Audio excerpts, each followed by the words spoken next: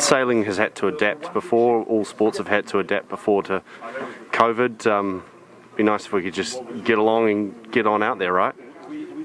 Yeah, look, sailing's always about variable winds and wind shifts and changing weather conditions. So, look, this is really no different. You know, it's all about being adaptable and the ability to pivot quickly to the new course. So, you know, look, we're getting back underway, which is great news. We'll finish the program, which is great news. And the fact that we've, you know, had a little bit of a light spot in the race course and we had to drift around for a little bit, you know, we'll move on. Yeah, I mean, which sailor hasn't had a regatta finish a bit early because of no breeze or too much breeze even? So in principle, it's the same, right? Yeah, it is. It's things that we've endured for a long period of time. We've all had to deal with, as you say, periods of too much wind or not enough wind and lay days and you know, changing our programs to win regattas. It's just part of the nature of sailing and surfing and other contests like that. So I think everyone's, you know, very accustomed to it and adaptable, and you know, they'll get on with it. Awesome, thanks for your time, and hopefully we get out again this weekend. Obviously, your position from the start is let's go racing if there's wind. And one of the things you mentioned in there was about 2003. Could you just, for the viewers in the audience like myself who were a bit young at the time, could you please tell us about that scenario? Well, the scenario of 2003 was a scenario which is very similar to the scenario that we're facing now. Mm-hmm. In other words, due to the weather conditions, a number of races were cancelled because there were too much wind or not enough wind. Mm-hmm. And therefore, we were getting close to the deadline under which whoever was had the highest number of points would go to the next step. That was against One World, and we did some important modifications to the boat, and the boat was going faster and faster, and we were winning one race after the other.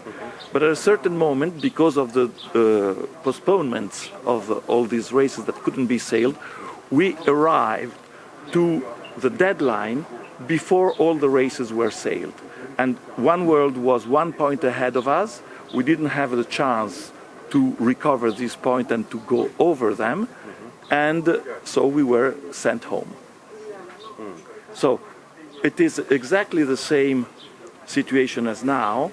I mean, if we would play the racing, we would give less chances to Ineos to recover and get closer to Luna Rossa, or to beat Luna Rossa or score more. We all want to see this finished on the water. Exactly. This is exactly what we wanted. And I can't understand why ACE was having an attitude in preventing the racing go on. Because by preventing the racing go on this weekend, you would get closer to the deadline. And if you can't put up the number of races in which the Ineos could get closer and perhaps beat Luna Rossa. Maybe they could come back, you know. Of course, but to come back they need to race. And the more racing, the more chances you have. Then whoever is in favor, whoever has more points is advantage. Which is a normal thing for a regatta. Absolutely. Yeah. So we want this regatta to be decided on water. Do you think if no racing had already gone, you would have been happy for a delay? Because, like, let's say there had been no racing between Ineos or Luna Rossa yet, and then COVID happened. Would you be happy with a delay in that scenario, do you think? Or no, we would like to stick to whatever's been set in the rules years ago, and to comply with the rules. So, that statement from ACE had a lot in it. I'm not sure what the relationship at the moment is like, but do you think maybe it's like two lovers who are having a quarrel in some ways? I wouldn't use the expression of lovers. I think that it's more two partners in a venture that are having a quarrel and let's say that the relationship with ACE has not been smooth every day, has not been without controversy.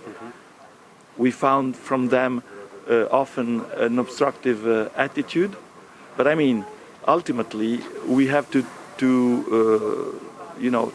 go on with this business.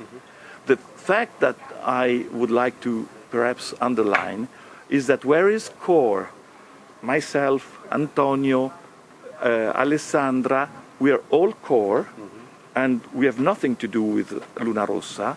I mean, except that I go to steal a plate of pasta from time to their kitchen.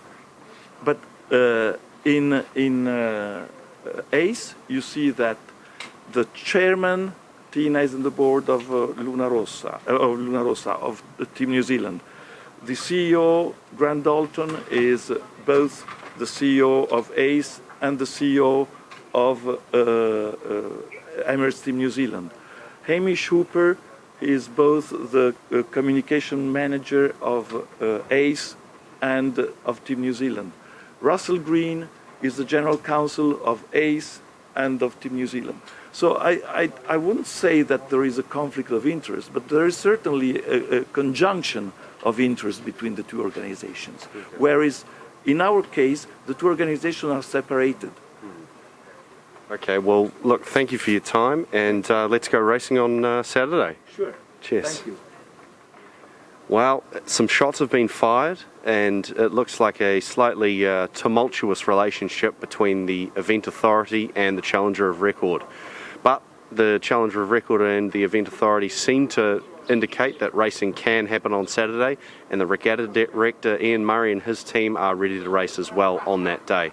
As sailors, we're pretty used to hurrying up and waiting, so touch wood, we can get some racing when there's some good breeze and put this all past us. We're all adapting to the world of COVID.